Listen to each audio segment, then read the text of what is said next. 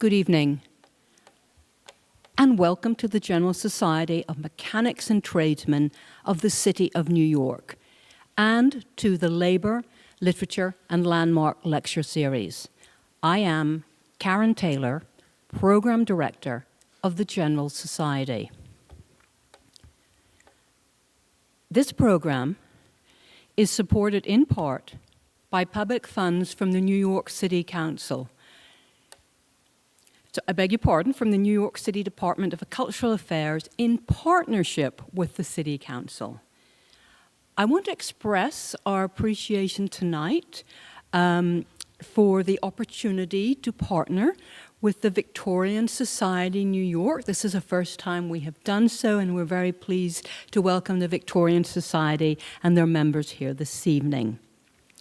I also want to express our thanks to Thomas Donoghue, who is our window curator, and he has created a really fabulous window for tonight. And I even forgot to ask our speaker if she had a chance to see it, but you should certainly, it's certainly worth a look when you leave. The General Society was founded in 1785 by the skilled craftsmen of New York City, artisans who represented 22 different trades. Today, our 234-year-old organization continues to serve the people of the City of New York through our educational and cultural programs, including our tuition-free Mechanics Institute, our library, of course, of which you're in this evening. Upstairs, we have a very special and unique museum, the John M. Mossman Lock Collection, and after tonight's event, you're welcome to go up and have a look. And finally, our lecture series, of which tonight's program is part of. And our lecture series, I'm very proud to say, is nearly 200 years old. I am so pleased now to introduce to you Eve Kahn of the Victorian Society, who will say a few words about the Victorian Society and introduce our speaker this evening. Thank you.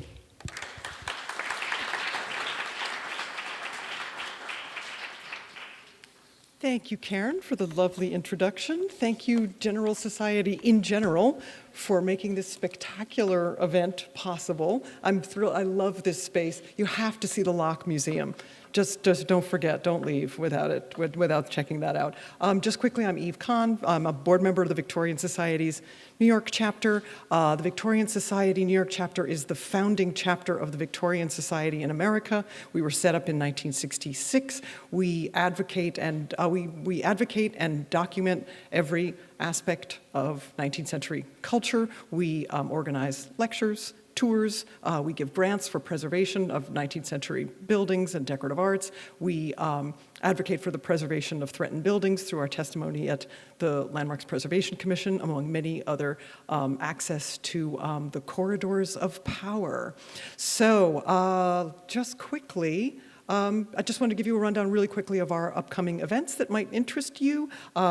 May 2nd, we have our Emerging Scholars Evening, which we've got 3 recent university graduates who are going to speak on topics as diverse as a silver tycoon's Tiffany silver dinner set, brothel furniture. It's great. It's the rosewood couches and how they were advertised. It's going to be really fun. And how the advent of celluloid collars for men's shirts affected the Chinese immigrant laundrymen of New York. Do we get great stuff or what? Okay, so May 2nd is Emerging Scholars. May 11th and June 1st are exciting tours of historic homes in the Hudson Valley.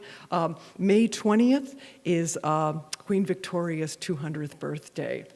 So we're going to have a big blowout party, birthday party for her, and at Papillon with music and an announcement of our annual awards. And I think I have now the Scots, the Irish, the Australians, and various British groups all excited about this. So there's going to be kilts, maybe? So anyway, Victoria's 200th birthday on May 20th. And I am thrilled to be here introducing Julie Dobrow. I reread this fantastic book the last night, and I found all kinds of new details I hadn't seen the first time I read it. Briefly, Julie Dobrow holds numerous elite positions in various departments at Tufts University, including in the Center for Interdisciplinary Studies, the Medical School, and the Film and Media Studies program. She is a New York native. She has degrees from Smith College and UPenn. This is her second book and her first biography, and it is a thrilling tale involving lies and secrets and family dysfunction and literary talent on tiny scraps of paper, and mental illness and the accidents of fate that make history possible, the accidents of fate that make the telling of stories possible, and particularly in the story of how women have shaped the world of literature. So I'm thrilled to introduce Julie. Please, welcome, welcome, welcome. Oh, and books are for sale in the back. Thank you, Eve. And I also want to thank the Victorian Society of New York and Karin and the General Society of Mechanics and Tradesmen for hosting this talk this evening. What a fabulous space. I can only imagine how Mabel Loomis Todd would have loved this environment. So I was thrilled to get an invitation to speak with you tonight because the two subjects of my mother-daughter biography lived in kind of upside-down Victorian realities. Both Mabel Loomis Todd and Millicent Todd Bingham believed that they had been born in the wrong century. Mabel, whose life encompassed more of the 19th century than the 20th, once wrote, "We were born too soon. If we had lived 100 or 200 years hence, all would have been different." And Millicent, whose life was lived more in the 20th century than the 19th, referred to herself at the age of 45 in 1925 as the old-fashioned Victorian woman that I am. She always believed that she had been born in the wrong era. And yet, as you'll see, there are things about both Mabel and Millicent's lives that were quintessentially emblematic of aspects of Victorian America, as well as things that seem quite contemporary to us today in 2019. So what I'd like to do this evening is tell you some stories about my work. I'm going to tell you a bit about the lives of these two extraordinary women about whom I've written, and also about the process of doing this work. Along the way, I found myself faced with a number of dilemmas that many biographers face, and some that perhaps aren't quite the usual kind. So I did not set out in life to become a biographer. In fact, my early training as an undergraduate was in anthropology and sociology, though I did study women's history, and I did quite a bit of archival research. And then, as you've heard, my graduate degrees were in the field of communication studies, and the great majority of my professional writing has been in the fields of media studies and child development. So how, you might ask, did I get to biography? Well, because my work at Tufts University has crossed fields, I've learned how to think and link across disciplines, which is not always easy to do in the silos of the modern university, even at a place like Tufts that truly values interdisciplinarity. So I've been using all of the skills that I've picked up over the years about how to ask good questions and how to ferret out information from unlikely sources, and all the practice that I've had in learning how to tell a story in ways that people find compelling, but training them on a subject that represents a return to my early and deep interest in women's history and in doing archival research. I've always been an avid biography reader myself, and it was in reading biographies of Emily Dickinson that I first encountered Mabel Loomis Todd. The more I found out about her, the more I was intrigued. And then I learned that she had a daughter, Millicent Todd Bingham, who was equally remarkable, if in different ways, and with whom Mabel had an unusually close but exceedingly complicated relationship. When I discovered that no one had written a full-length biographical treatment of either woman, and that there were more than 700 boxes of primary source material at Yale, where my daughter had just begun her freshman year, I couldn't think of a better set of reasons to get to work on a dual biography, a subject I was interested in at a place that I wanted to have good excuses to visit. And pretty soon, I was hooked. And what I found in the past few years, as I slowly made my way through those boxes at Sterling Library, is that I've chanced upon an extraordinary set of stories and a pair of extraordinary women. Now, while I have logged quite a lot of time in the Yale Library, it isn't the only one. There's also Houghton Library at Harvard, the John Hay Library at Brown, Frost Library at Amherst College, the Jones Public Library in Amherst, the Boston Public Library, the New York Public Library, the Concord, Massachusetts Public Library, and I even got to realize a biographer's dream rooting around in the attic of an old house. But one of the big dilemmas I faced was just how to go through this plethora of material. How do you begin to sort through the clutter of two sets of lives, each exceedingly well documented, and figure out what is important and what is not? What are the major themes of someone's life, and how do you discern them in an authentic way? How do the pieces of paper fit together in the overall story? How do you even begin to tell the story of someone's life, let alone the intersecting stories of two people's lives, in ways that will make other people interested? Why were many of these papers, and there were so very many of them, saved at all? Indeed, the last 3 decades of Millicent Todd Bingham's life were spent in a frantic race against time to try to organize and categorize the tens of thousands of papers in her possession, her own, her parents', her grandparents'. She was obsessed with this task and preoccupied with what it all meant for her personally. There were the diaries and journals. Both she and Mabel kept each for decades. Hundreds of letters, dozens of scrapbooks, papers, drafts of papers, drafts of papers, hundreds of legal and medical documents, and thousands of photographs. There are almost 100 boxes of photos, glass plate negatives, and lantern slides at Yale alone. Now, another way of thinking about all these materials that Mabel and Millicent left behind is to think of them in terms of the scope of time that their lives covered. That Mabel wrote about her memories of her father taking her to Harvard Square following the assassination of Abraham Lincoln, and Millicent, her thoughts following the assassination of John F. Kennedy, give some sense of the period of American history that their lives covered. Biographer Stacy Schiff has wisely said that the biographer should be listening for what is unsaid, for what is missing. With such an incredible set of documentation that both Mabel and Millicent left behind, it has been a bit of a challenge to discover where the elisions were, but I have found some. And as I've read through these documents, both the ones that Mabel and Millicent intended as the more public records of their lives, as well as the journal entries, reminiscences, and notes that were meant as more private documentation, I feel that I have come to know both of these women exceedingly well. Sometimes I have felt that I'm inside the heads of people long dead. I have heard them whispering in my ear. I have come to learn not only what they've said, but sometimes what they've not.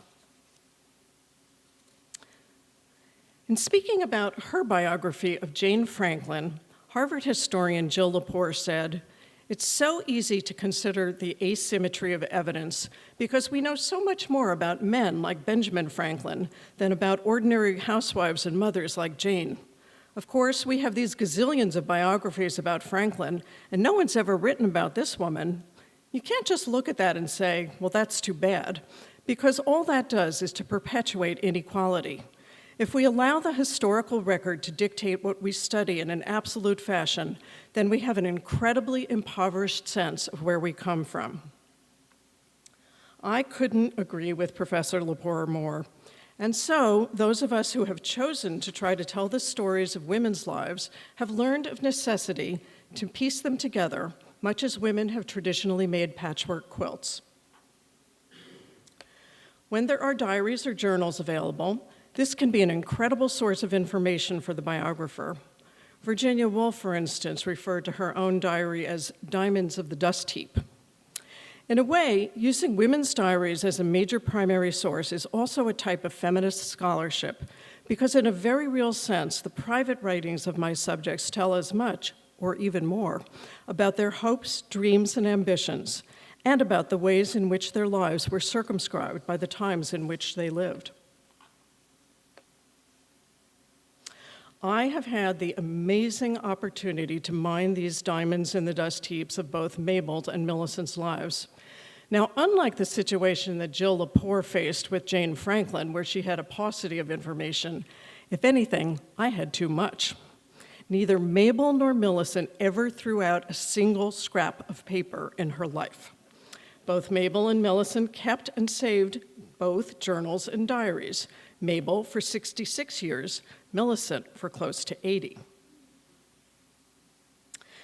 Mabel used her diary for the most part as a way of recording the minutiae of daily life, the weather, what she did, who came calling.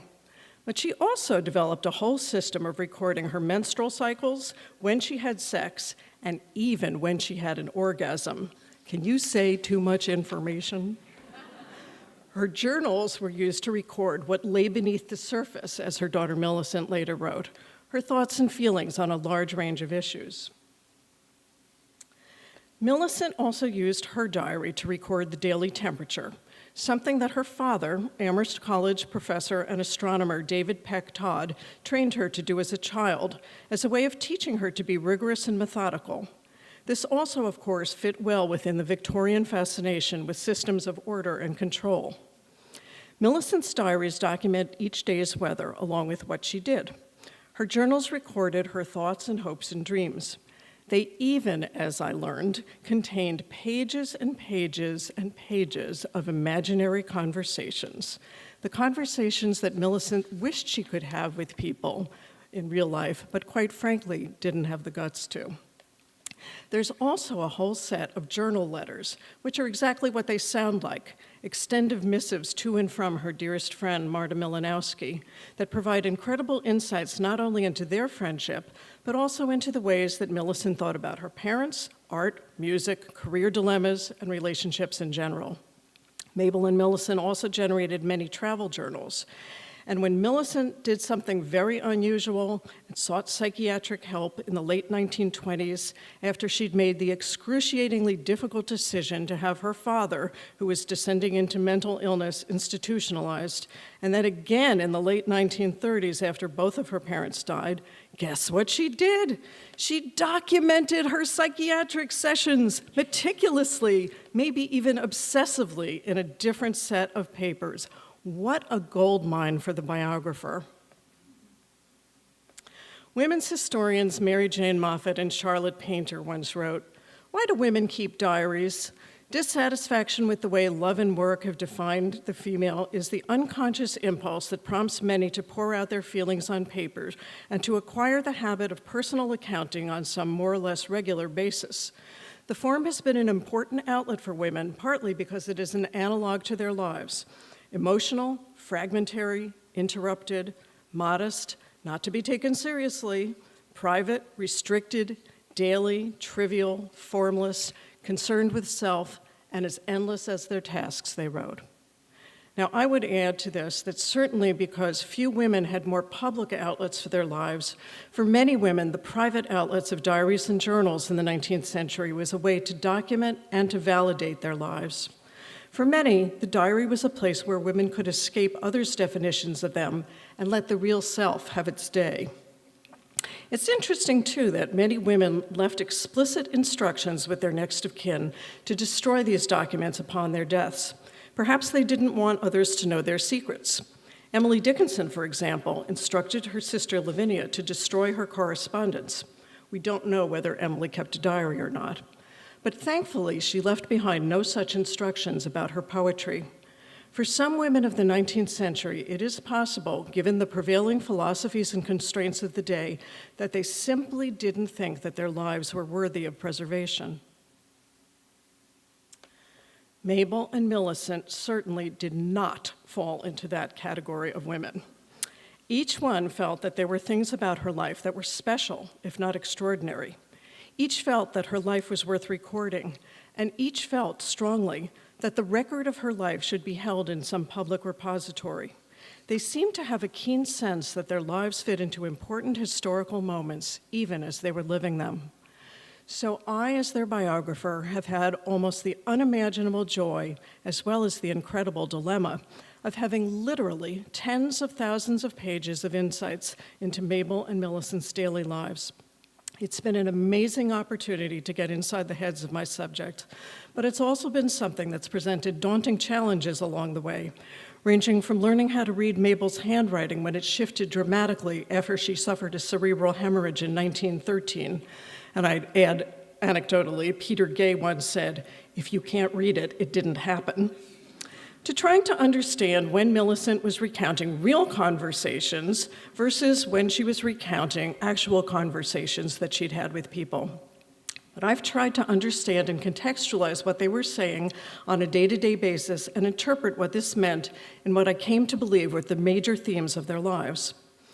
I was also at times faced by dilemmas when I uncovered unsavory pieces of information about my subjects.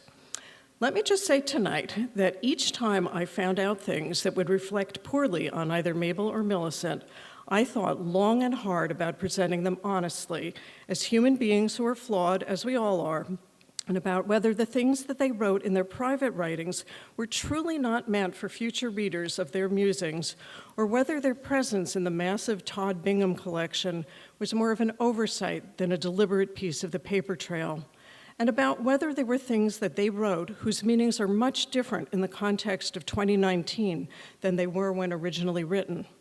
I'm not an apologist for either woman, and I like to think that that comes across in my book, particularly because Mabel Loomis Todd is often thought of in the world of Emily Dickinson's scholarship as such a polarizing figure. I have tried very, very hard to present her as honestly and as accurately as I could. And so literally from the scraps of paper and the marginalia on which Mabel and Millicent recorded so many aspects of their lives, I've tried to sort through the clutter, reconstruct, and tell their stories.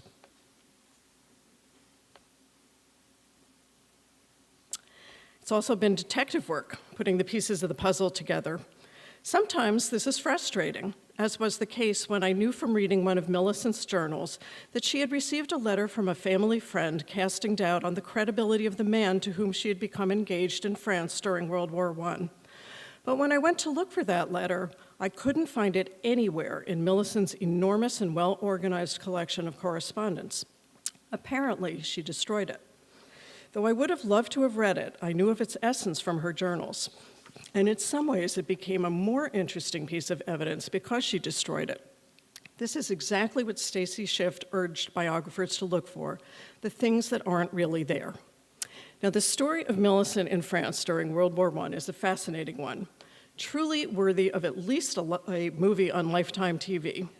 But to hear more about it, you will have to read my book. I've also seen that sometimes immersion in the archives can help to shed new light on historical facts that might not be facts at all. A good example of this is the image we have today of Emily Dickinson as a recluse who only wore white dresses. My research has shown that while there's probably some element of truth to this image, it is also most definitely an image that Mabel helped to create and to perpetuate because she instinctively knew that it would help to create what today we would call buzz around the Amherst poet whose work broke with so many 19th century conventions. I've learned that sometimes pieces of the puzzle come together in odd ways. For instance, even though the great majority of Mabel and Millicent's story resides at Yale, as I mentioned before, there are pieces of it in many other libraries. Emily Dickinson's papers, too, are scattered. They are mainly divided between Amherst College and Harvard University, a fact that has quite a lot to do with Millicent Todd Bingham, as it turns out. Sometimes the reasons that different papers reside in different repositories is as interesting a part of the story as the papers themselves. Examining what is where and why it is there has also helped me to round out Mabel and Millicent's story, as well as to shed some new light on Emily Dickinson's story. I'd like to tell you a little bit more about the lives of my two main characters, Mabel and Millicent. But first, let me tell you that I think there are four main reasons that I found them to be such compelling characters. First, arguably the most important part of each woman's professional life revolved around her Emily Dickinson work, and therefore it's important. Second, in addition to and besides their Emily Dickinson work, each did remarkable things in her personal and professional lives, things that set them apart because they pushed the envelope of what women of their respective eras did. Third, Mabel and Millicent had an exceedingly complicated relationship with each other. Now, anyone in this room who is a mother or a daughter, or anyone in this room who knows a mother or a daughter, knows that even in the best of all circumstances, mother-daughter relationships are complicated. And let me tell you, Mabel and Millicent's relationship was not the best of all circumstances. Finally, Mabel and Millicent were each complex characters. I didn't always like them, but I always admired them. In fact, after I published my first article about Mabel, I got a tremendous response that truly surprised me. A lot of people were really interested in this story, including a number of literary agents who wanted to know whether I was represented. One of these agents contacted me and was extremely interested in my work. He encouraged me to send him some materials. He seemed very excited about the possibility of representing me. He was talking international sales, even a film deal, and that was before I'd written much more than a book proposal in the first chapter. But after he read what I'd sent him, he called me up and told me that he didn't think he could sell my book. Julie, I only sell to major presses, and I don't think I can sell this book because I didn't like Mabel. I think she's an unlikable woman, and that would be a hard sell. Well, I kind of felt like someone who'd been courting me pretty heavily had told me he only wanted to be friends. But when I got my wits about me again, I started to feel a bit indignant. Would such a thing ever be said of a male subject? Haven't there been scads of biographies of true cads and lots of biographies of truly amazing but truly flawed men? Alexander Hamilton? Steve Jobs? Bill Clinton? And what about famous fictional characters? What would Oedipus or Macbeth have been without their tragic flaw? After all, character flaws keep characters from becoming unrealistically perfect and make them more human. These flaws serve to distinguish the characters and provide us with their motivations so that we can better understand them. Now, most of the advice offered to would-be biographers in a variety of sources is to avoid falling in love with your subject and to see him or her as a full human being, someone with flaws as well as with positive attributes. That's what I've tried to do in telling Mabel and Millicent's stories, to paint portraits of them in as full and as honest a way as I can. Let me turn now from my process to my product. I wanted to make sure that I was telling the stories of these two fascinating women's lives in ways that hadn't been mentioned anywhere else. As I said earlier, there had never been a full-length biographical treatment of either Mabel or Millicent. The only things you could find out about them in print were mostly about their roles as Emily Dickinson's editors. Or the other reason that Mabel might have been remembered is her 13-year-long extramarital relationship with Emily's older brother, Austin, a relationship that transformed her life as well as the lives of everyone else in the Todd and Dickinson's families. This was the dirty little secret that everyone in the small college town of Amherst, Massachusetts seemed to know. And this relationship and its lack of acceptance was the primary reason that Mabel Loomis Todd believed she had been born too soon. But Mabel was more than just Emily's editor or Austin's lover. And Millicent was more than just one of the people responsible for the dispersal of Emily Dickinson's papers to different repositories. I'd like to give you just a small sketch of each of their lives and assure you that there's much, much more detail in the book, and end by telling you a little bit about why I've come to believe that telling Mabel and Millicent's stories was an important thing to do in the first place. Mabel Loomis Todd was born in 1856. Her mother's family traced their roots directly to John and Priscilla Alden, and all of the women in the Wilder family were intensely, perhaps disproportionately, proud of this matrilineal line straight back to the Mayflower. They held a belief in the primacy and importance of their Puritan heritage, and also a belief that their family came from a procession of thoughtful, intellectual, artistic, and refined individuals connected to some of the most important minds of their respective eras. With this belief in their own status, regardless of financial circumstance, came an innate snobbery and a conviction that only certain kinds of people who came from certain kinds of families were appropriate to socialize with or to marry, and that many other people were in some ways inherently unequal to the Wilders and their kin. Now, this is pretty interesting, especially in light of the fact that in 4 successive generations of Wilder women, from Mabel's grandmother through her daughter Millicent, each one lived in economic circumstances that were somewhat compromised. But they never let that stop them from thinking that they still belonged to a social class, which, quite frankly, their finances would not have suggested. The Wilder family also had other important New England historical connections. Mabel's maternal grandfather, John, had been the minister of the Trinitarian Church in Concord, Massachusetts. Her grandmother, Mary Wales Phobes Jones Wilder, had been a founding member of the Concord Female Anti-Slavery Society.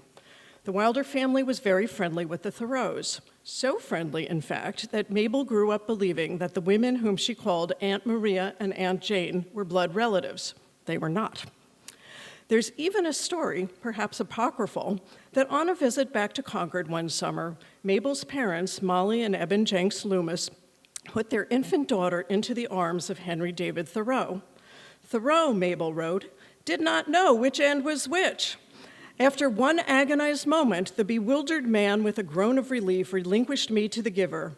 Apparently, babies bore no large part in Henry's scheme of life. Mabel was an extremely attractive woman, and she knew it. As she grew up and began attracting the attention of many men, her diaries and journals were filled with entries such as, "I can't see why I should have a power over men young and old, but I do, I'm sure of that." Or, "What is this power in me that attracts men to me so often? I am deeply grateful for the power, and I hope that I may use it for the good of those who succumb to it." Mabel was not only charming and beautiful, she was also quite talented. A fine artist who painted flowers, birds, and insects in a variety of media and studied painting with Hudson River landscape artist Martin Johnson Head, Mabel was also an excellent musician who studied both piano and voice at the New England Conservatory and continued her studies as an adult through correspondence courses and a residency when she was 34 years old to study with the famed Italian opera singer Augusto Rotoli. Like many women of her era, she was extremely civically engaged. But unlike most women, Mabel Loomis Todd took a leadership role in every organization of which she was a part, serving as founder and president of the Amherst Historical Society, the Mary Mattoon chapter of the Daughters of the American Revolution, the Amherst Women's Club, serving as a regent to the national board of the DAR. Mabel was also one of the women who helped to found the Boston Authors Club, along with Julia Ward Howe, who became a dear friend and who addressed her many letters to Mabel as "my dearest Toddkin." Mabel was, to say the very least, well aware of her charms and their effects on people. In one typical journal entry she wrote, "If I may say so, it assumed an all-embracing genius which took entire possession of me. Not a genius for painting, nor for music, nor for writing alone, but the knowledge that I could do any of these things with a perfect sense of glorious success if I but gave myself to any one of them. This grand sense of power has pervaded every act and every thought of my life." So what can you say? Mabel was vain. Writing about her in his classic book, Education of the Senses, historian Peter Gay noted that Mabel's, quote, "blessed precision, engaging garrulity, and never flagging interest in herself are not Mabel Todd's only charms for the student of 19th century middle-class culture, but in fact, the stream of her autobiographical musings and their introspective candor and their fine lucidity set her apart most memorably." But we can also say that Mabel Loomis Todd was unusual among her peers of 19th century women because she knew she was talented and she was determined to parlay her gifts outside of the realm of her home and outside of the traditionally gendered women's spheres.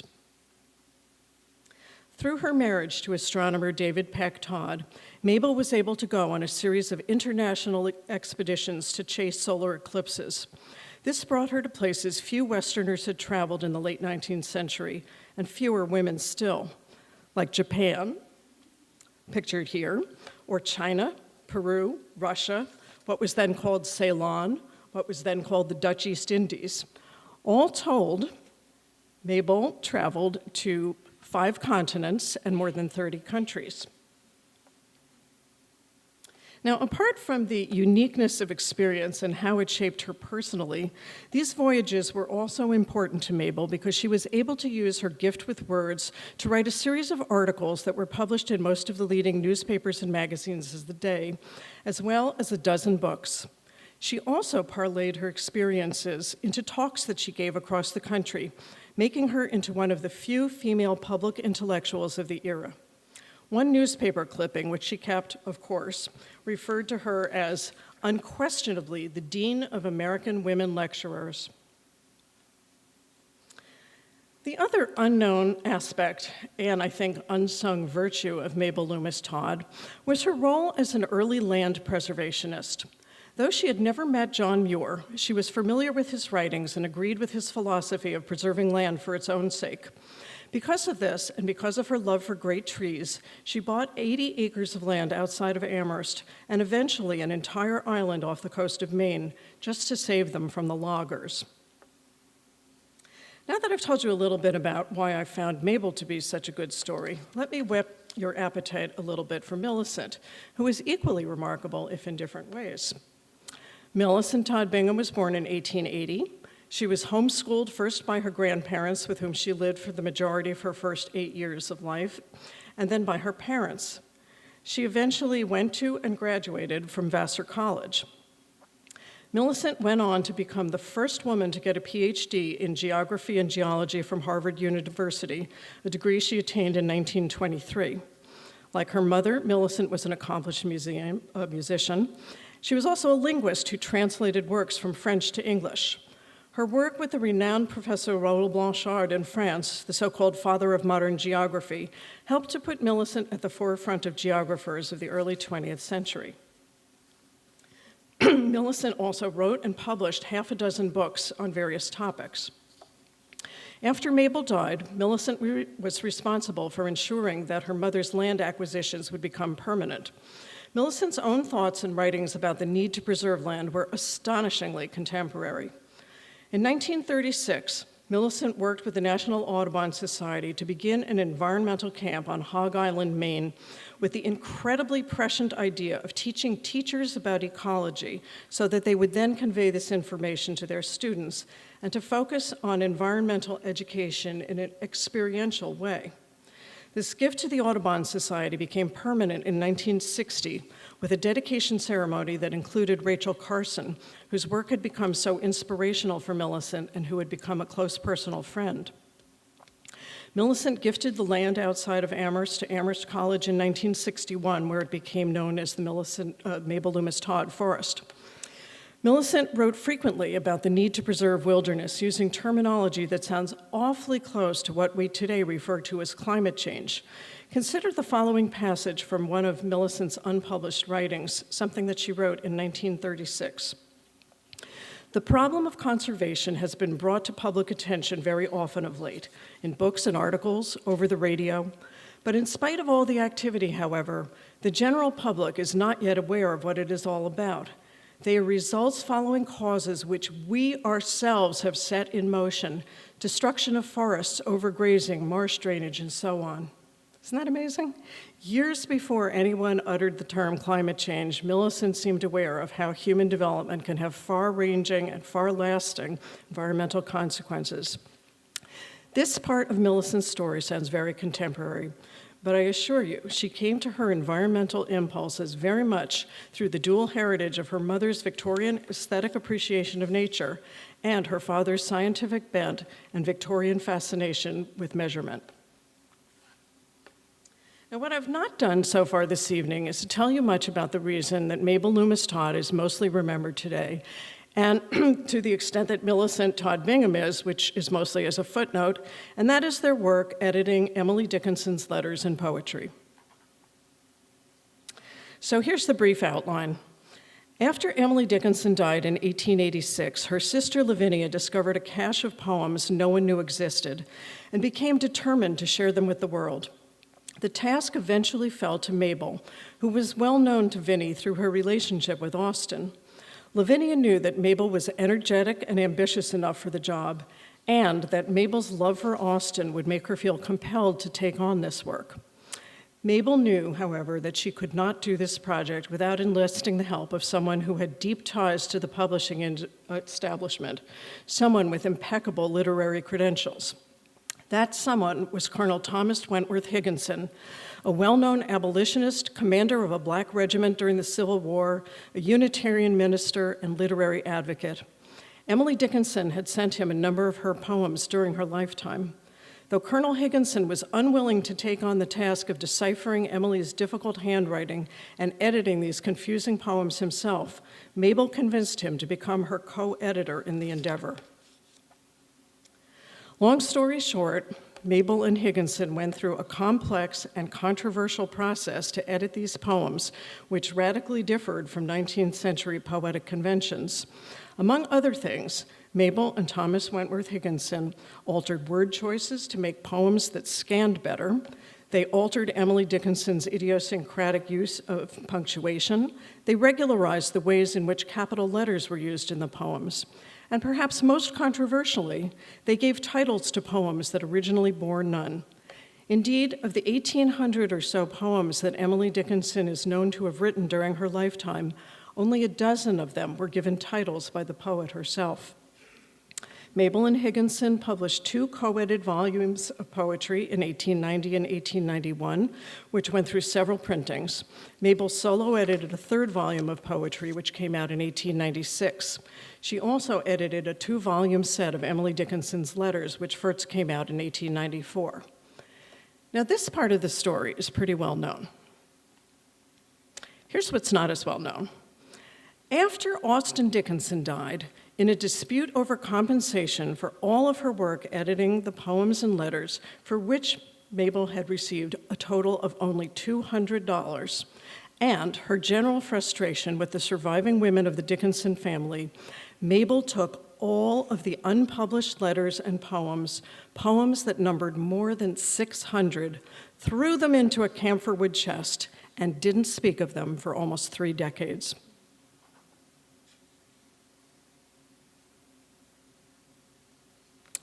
But in 1929, as the centenary of Emily Dickinson's birth approached, one summer on Hog Island, the ever publicity-savvy Mabel Loomis Todd looked up at her daughter from the hammock in which she lay and said, "Millicent, will you help me set it right?" You see, Maddie Dickinson Bianchi, Austen's one surviving child, had been putting out her own editions of her Aunt Emily's poetry and letters, and having publishers take Mabel's name off of the older ones as their copyrights expired. To Mabel and to Millicent, this seemed an incredible injustice, further injury from the long-running battle between the Dickinsons and the Todds. Mabel asked Millicent to help her bring out a new edition of the letters of Emily Dickinson, to reclaim the right to define Emily Dickinson. So Millicent jettisoned her promising academic career, retooled herself as an Emily Dickinson scholar. Millicent ended up writing 4 books about Emily Dickinson's life and poetry, and she received 2 honorary doctorates for her work. Yet with all that she knew about the life and style of the idiosyncratic poet, to the day that she died, Millicent Todd Bingham worried that she lacked the proper credentials and would never be considered a true Emily Dickinson scholar within the Academy. One of the things that I believe Millicent should be credited with is saving the scraps, the unfinished poems of Emily Dickinson's that were written on the backs of envelopes, on pieces of newspaper, even in the margins of grocery lists. The ways in which Mabel first and later Millicent's work on editing, publishing, and promoting the poetry and life of Emily Dickinson has helped to shape our image of her in all of the various modes that we continue to have it today, in literature, in art, in music, on the stage, and on the screen. Even though many of their decisions have since been debated and challenged, there is no doubt but that they were responsible for getting Emily Dickinson's poetry published in the first place, and for launching an image of her as a reclusive poetic genius garbed in white. Long before the term marketing was coined, Mabel Loomis Todd instinctively understood its principles. She even designed the cover of the book in a way that she believed would most appeal to women, whom she correctly guessed would be the most likely purchasers of the first volume of poetry. And tell me, who says you don't judge a book by its cover? The first volume of poetry sold out in weeks and quickly went through several additional printings. In the work I've done over the years, reading through Mabel and Millicent's personal and professional papers and immersing myself in the complex world of Emily Dickinson, I've come to believe that in understanding more about Mabel and Millicent's stories, we can best understand how and why they interpreted the life and work of Emily Dickinson as they did. Now let me return to my opening premise that Mabel believed she was born too soon and Millicent that she was born too late. To a certain extent, the differences between Mabel and Millicent represented what historian Thomas Chellereth has described as the paradoxes that abounded in Victorian American life. Mabel's intense superstitions and her deep interest and beliefs in the occult didn't necessarily square with her knowledge about science or astronomy, but it wasn't contradictory for Victorian Americans to believe in both the supernatural and the natural worlds. Anecdotally, one of the most interesting chapters in Mabel's life occurred several years after Austin Dickinson died. Desperate to contact him, Mabel did as so many others in the late 19th and early century did. She went to Lilydale, New York, where, very literally, a cottage industry had sprung up to help people contact their dearly departed. Once there, Mabel later reported, she'd had an encounter so remarkable that, quote, "It tore my heartstrings so that for weeks I walked in a daze." A fascinating encounter, to be sure. But to hear more about this episode, you'll have to read about it in my book. Mabel's faith in the things she couldn't see or easily explain sharply contrasted with Millicent's interests and beliefs in the rigors of science and her need to elucidate everything clearly and precisely. Millicent found her mother's beliefs in the occult inane and privately ridiculed them. Another paradox of the era that exemplified the gulf between this mother and this daughter were in the contrasting idea that women should be paragons of moral virtue, with the knowledge and reality that many Victorian women, in fact, were not. Millicent firmly believed the former and forever held the latter against Mabel, failing to see that both ideas coexisted during the era. The contrast between their belief system exemplified not only the time in which they lived, but also the push and pull between this difficult mother-daughter relationship. Millicent Todd Bingham often wrote that she believed that she was more Victorian than my mother, and in many ways she was. In the end, there certainly were ways in which Mabel's life embodied women born much later than she was. Her relationship with Austin Dickinson, her open marriage with David Peck Todd, her role as a female public intellectual, her views on the environment. But there were also many things about her that were very much of her own era. And while Millicent Todd Bingham was certainly in some ways a Victorian who lived until 1968, in terms of her ethical, social, and political views, her scientific training, her environmental impulses, and her intense desire to make all the data public, whether those were data about geological landforms or Emily Dickinson poems, were far more contemporary.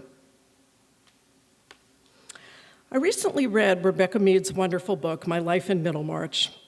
If anyone came to be regarded as an eminent Victorian by the Victorians themselves, it was George Eliot, she wrote.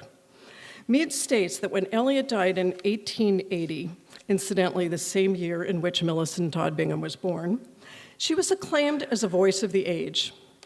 Now, of course, those familiar with Middlemarch and its complex relationships, to say nothing of the complexities of the relationship in Eliot's own life, might question whether this was truly in keeping with Victorian ethos. But this, Mead says, is perhaps best explained in a review written by the historian Lord John Emmerich Edward Dahlberg Acton. As the emblem of a generation distracted between the intense need of believing and the difficulty of belief, he wrote, Eliot's books will live to the last syllable of recorded time. Now, interestingly, and perhaps not surprisingly, Mabel Loomis Todd was fixated on George Eliot's life and work. Writing of a piece about Eliot's marriage she'd read in 1885, Mabel opined, "What possible spiritual difference could it have made whether or not a lawyer had spoken the necessary words of release? The law of God to me is so far higher than calfskin and parchment, and God and men do not think identically. Far from it. When two noble natures receive each other, they rise above the confusion and mist which men throw over life, and know clearly that each is the fitting and perfect complement to the other. This is undoubtedly revolutionary doctrine, but so is the first thought of abolishing slavery." This passage from one of Mabel's journals clearly articulates her views.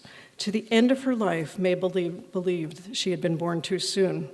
To the end of her life, Millicent believed she'd been born too late.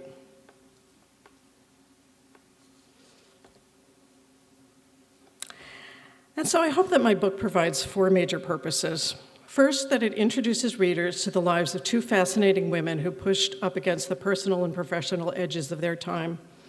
Second, I hope that the ways that I've been able to elucidate Mabel and Millicent's very complicated relationship with each other will speak to the complexities of family relationships we all know. Third, I hope that Mabel will become known as more than Emily's editor or Austen's lover, and that Millicent will emerge from the footnotes and finally get her due for all of the very important Emily Dickinson work that she did. And finally, I hope that my book will help to shed new light on the poetry and image of the Belle of Amherst we know today by opening up her door through the work of the two women who first introduced her to the world. And I'd like to end this evening by reading you just a very short passage from the afterword in my book, an afterword which I have called Sorting Through the Clutter.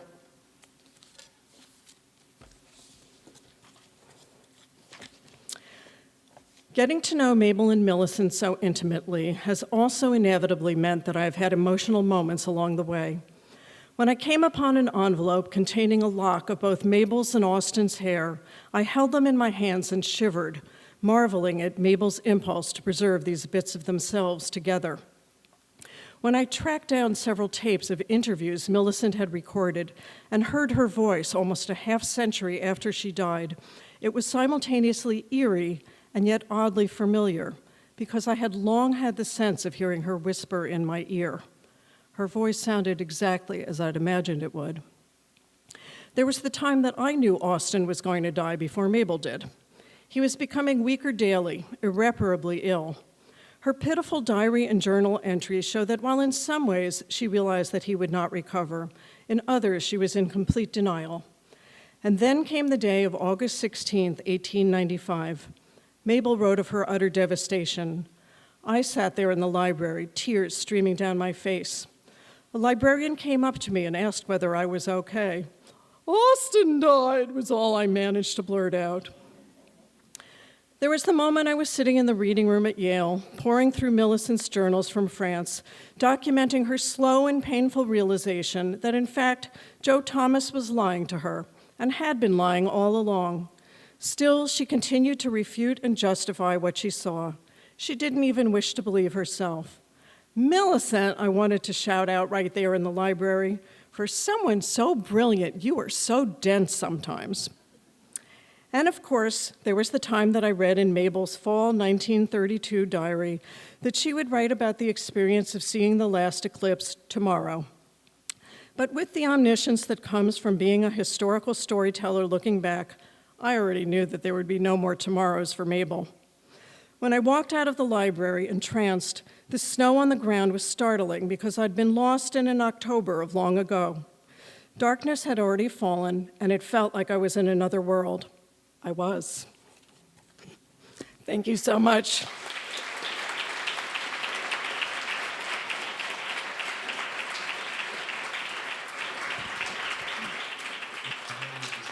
So I would be very happy to answer your questions, and I'm told that you should wait for the mic to come to you.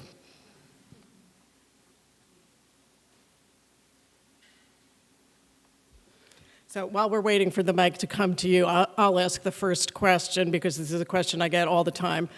Did David Peck Todd know about what was going on between his wife and Austin Dickinson?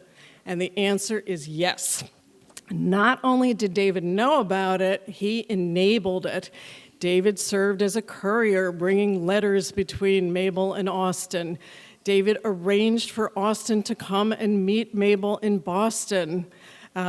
David would whistle a certain tune from the opera Martha when he was coming home from the observatory late at night to signal to Austin Dickinson that it was really time for him to go home. And you might wonder, why? Why did David Peck Todd enable this relationship? And I think there are a few reasons for that. Number one, you have to understand that at the time, Austin Dickinson was the treasurer of Amherst College.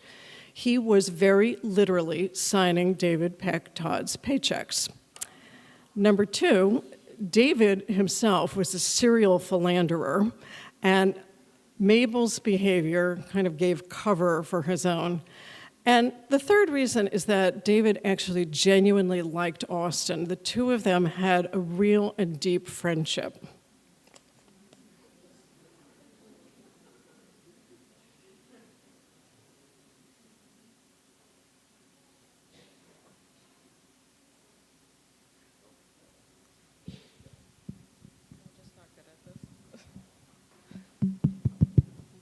Hello? Oh, there we go. Hi. I was curious about so there was a book published in, I think, 2016 that's Harvard's collection of Emily Dickinson's envelope writings. Mm-hmm. And she would use, like strategically and kind of cleverly use folds in the paper to relate to what she was writing about. And at the beginning of your talk, you were talking about like quilt and quilting patterns. And I was wondering if you had thought about, or has anyone else come across any sort of relationship between the research that these women have done on Emily Dickinson and, I don't know, the idea of like quilting and the kind of ubiquity and temporal nature of, I don't know, like textiles. Sure, that's a great question. And I think you're very right to draw the analogy between quilting and some of these envelope poems of Emily Dickinson. One of the things that we do know about Emily Dickinson was that her life really revolved around her home and her gardens and her direct family, so that a lot of Emily's world was really very close at hand. It's not really surprising that to think that she might, in fact, have done some things in the writing of these scraps of poetry that, in fact, were like quilts. I'm really not an expert in this area. I would urge you all to take a look at a wonderful book by my colleague Marta Werner, who has looked at the envelope poems and other really interesting bits of poetry that Emily Dickinson wrote. And she and artist Jen Bervin have tried to match kinds of paper and shapes along with poetry. It's a beautiful coffee table book. This was part of the basis of an exhibit that was at the Morgan Library a couple of years ago. And it's marvelous. It's really wonderful to look at.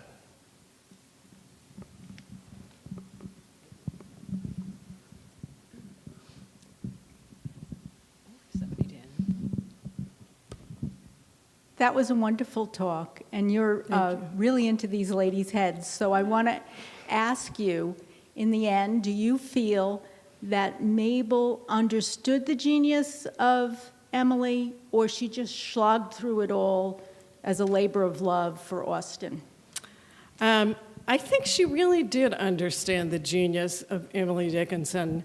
A really interesting fact that I didn't mention tonight is that, in fact, Mabel Loomis Todd never met Emily Dickinson, not once.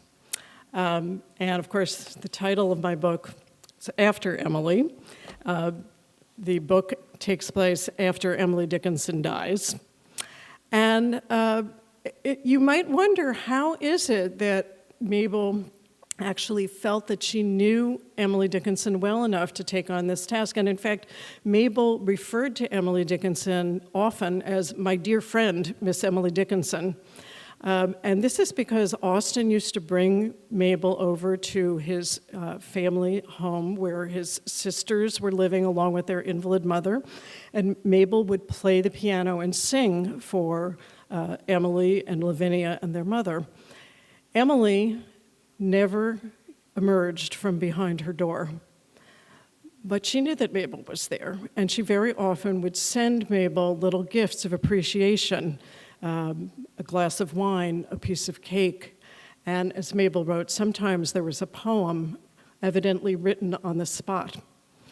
And Mabel, too, sent gifts to Emily. So they did exchange gifts, and they certainly knew of one another's existence, but they never, in fact, met face to face. But I truly believe that Mabel wasn't just an opportunist, that she really came to believe in the poetic genius of Emily Dickinson. She knew about it the first time she had seen a poem in 1882. Mabel was brought up to appreciate great literature. She knew it when she saw it. Her eternal frustration was that she herself didn't have the same sort of poetic gift that Emily Dickinson had. And interestingly, as she was going through all of the work to edit Emily's poetry, and it was quite a lot of work, she would write entries in her diaries and her journals about what this poetry meant to her, and how Emily would take these little moments in nature and enlarge them and make them something bigger in life. And as someone who also loved nature deeply, this was something that Mabel really related to. Of course, there are a lot of really wonderful Emily Dickinson poems about love and loss. This was something that Mabel knew all too well in her own life as well. And I think through these things, she felt a true kinship with Emily Dickinson.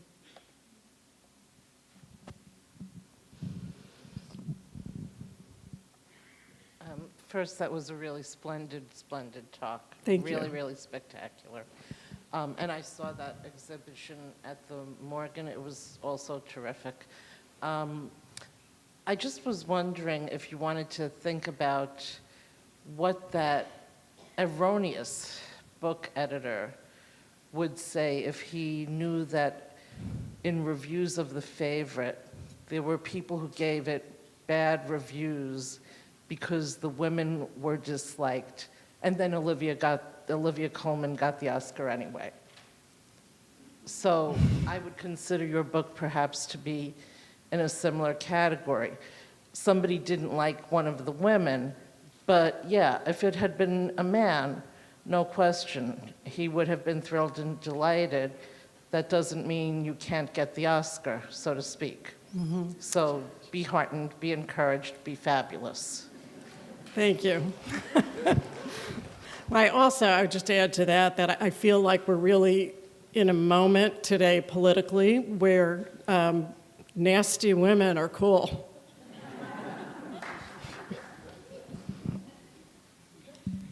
Hi. Thank you for this talk. I wanted to ask, because you said you were going through so many volumes of documents in 10 different libraries, how did you know when to stop the research? How did you know that, okay, I have enough, I've told this story, I have enough what I need to tell the story, now it's time to start writing? Or did you write throughout the process? Great question. So I'm going to answer your question about how I told the story by telling you another story.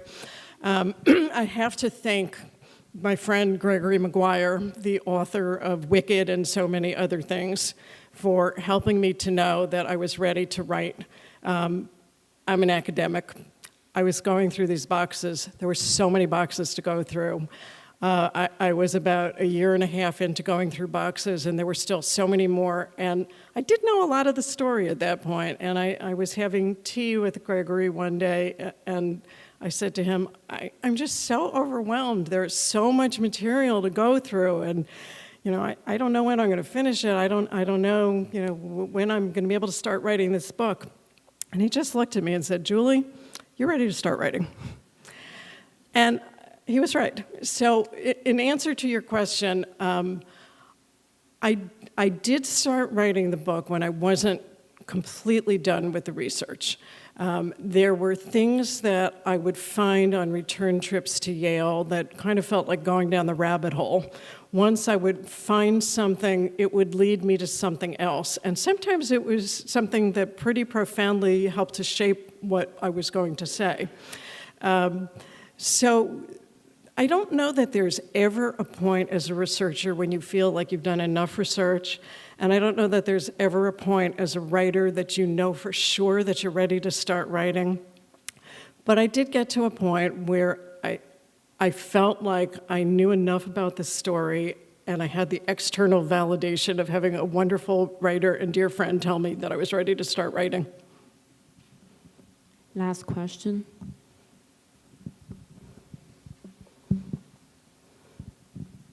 Thank you so much for the fascinating talk, and the book was also really fascinating. I couldn't put it down. Oh, thank you. I really enjoyed how the stories and the two women's lives are told in your book, so thank you for that. My question is that how and when do you think Millicent was aware of the mother's affair? Does she talk about in her diary? Mm-hmm. And if I could add one more quick question, did Millicent read the mother's work after first publication, even before she was professionally involved in editing after 1930?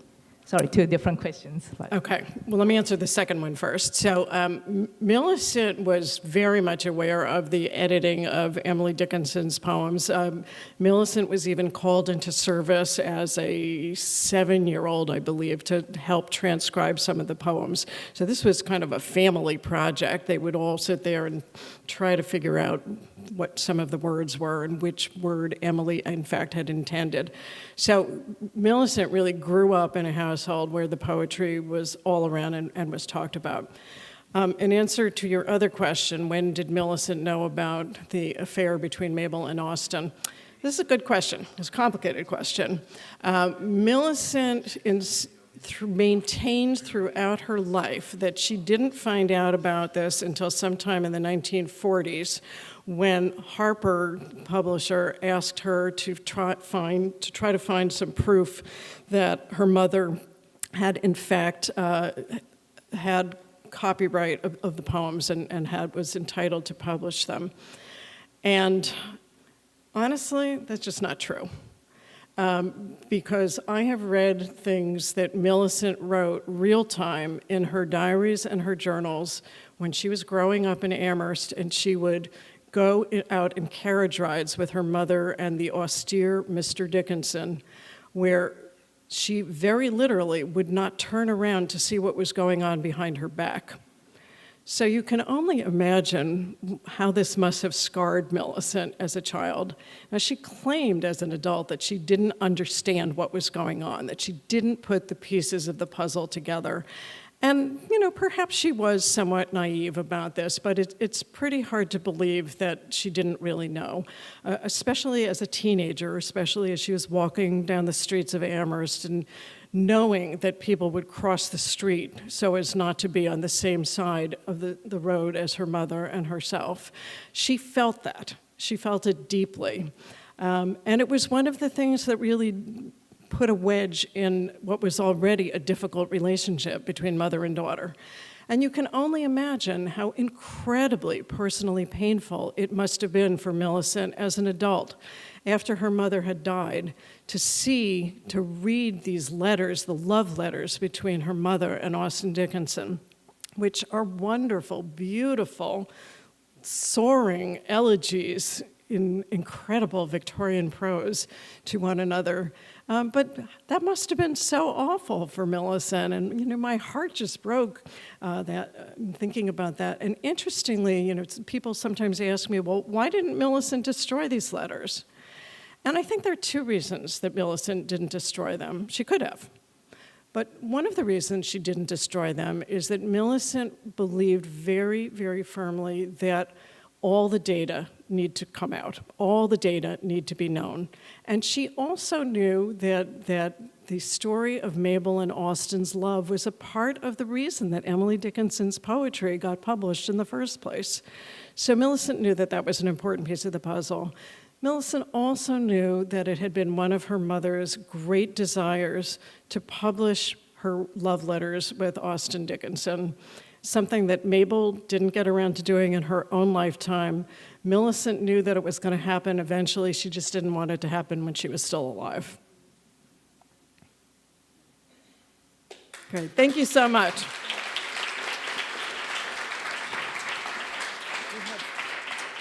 Okay, I'm surprising Julie right now. We have a small ceremony, okay, to give us one more second. I just want to thank Karin Taylor from the General Society one more time, and Victoria Dengel one more time, who's the head of the General Society, and that they've even pulled this magic off, this wonderful evening off, with an infrastructure crisis going on over our heads. So thank you for everything. Just quickly, Julie, it's a surprise.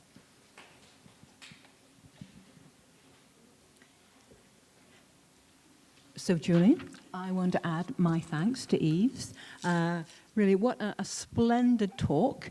And to say that these were remarkable women is really just not even that to like skimming the surface. They were exceptional women. And also, it was so interesting, your remarks and biography. It really was a terrific talk, and we're absolutely delighted that you could be here at the General Society this evening. So thank you so much again. Thank you.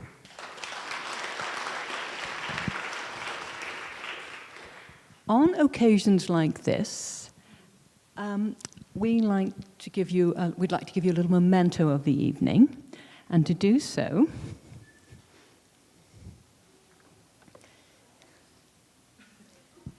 we have a citation.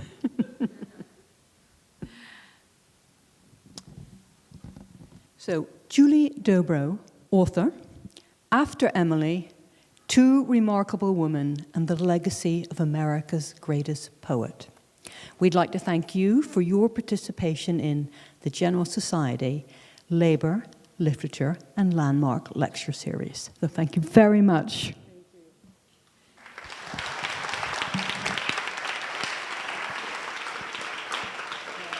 Thank you so much. This is going up on my office wall. Thank you all for coming tonight. Right. And just one more thing, just before we conclude. We know you're in Massachusetts, and we know you've been in a lot of libraries, but we'd like to give you lifetime membership to this library.